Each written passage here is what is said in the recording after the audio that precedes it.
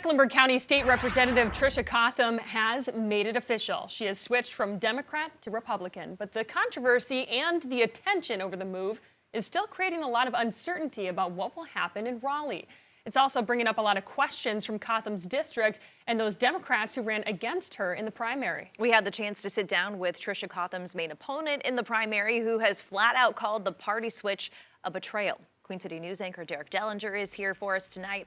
And Derek, that opponent says that she wasn't shocked by the switch. Not shocked at all, but still called it a bit of a surprise. We wanted to hear from Dr. Yolanda Holmes today. She's a constituent in Cotham's district and ran against her in the Democratic primary. She told us the events over the last week has created a lot of chatter, most of it she's been privy to.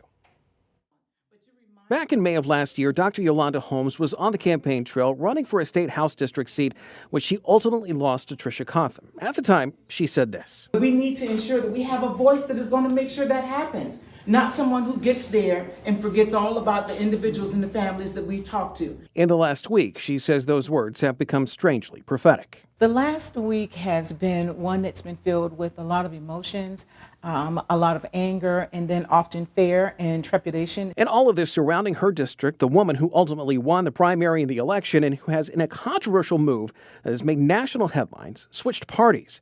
Tricia Cotham says she made the switch on principle. Modern-day Democratic Party has become unrecognizable to me and to so many others throughout this state and this country. In the announcement she made last week, Cotham said a confluence of events, pushback from state and local Democrats, along with what she saw as attacks on her family and faith, led her to go GOP. I'm still Tricia Cotham. I've always been Tricia Cotham since day one here.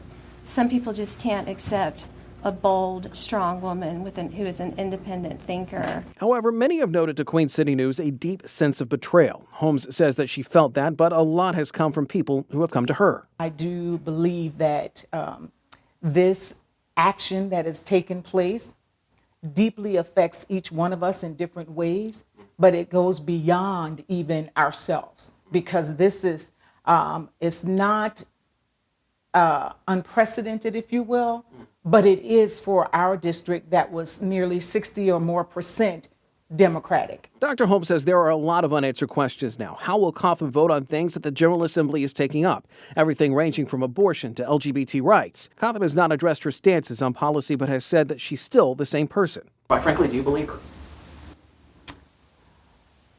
No, I don't. I don't. Holmes says her one-time opponent must answer to those she represents. Come before them and speak with them, not over television, but in a community forum, and to answer any questions that they have. You at least owe them that much. Now, we did ask Dr. Holmes if she would be running again in 2024. Research has shown that the district would likely remain blue and could even remain that way even after any redistricting. Holmes told us, quote, "It remains to be seen." Queen City News has put in a request to do a sit-down interview with Tricia Cotham about that switch. We will let you know when and if that happens. Morgan? So, Derek, we want to be clear here because there have been some questions surrounding this. There have been calls for a recall or possibly to force Cotham's hand over what happened. Is that even possible? Well, they could force her hand. They could force her to resign, especially if there's enough that's out there. But she has a lot of support from the GOP right now. That's likely not to happen. And there is no mechanism for that to happen in North Carolina, for any recall to happen, at least as of yet.